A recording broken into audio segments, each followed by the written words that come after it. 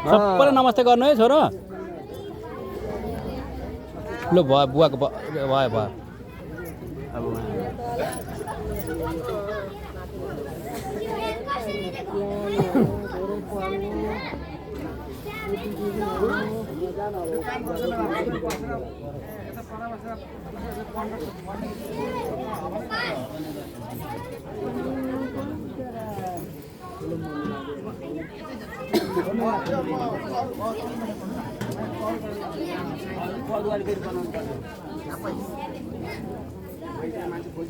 त्यसलाई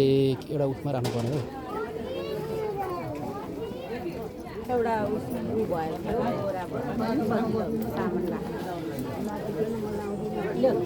धेरै पढ्नु ज्ञानी हुनु आमा आमा खै आमा भनेको छोरो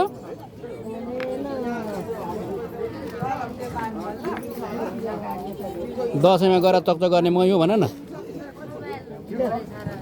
आउनु वर्षाउने दसैँमा ज्ञानी बाबु बन्नु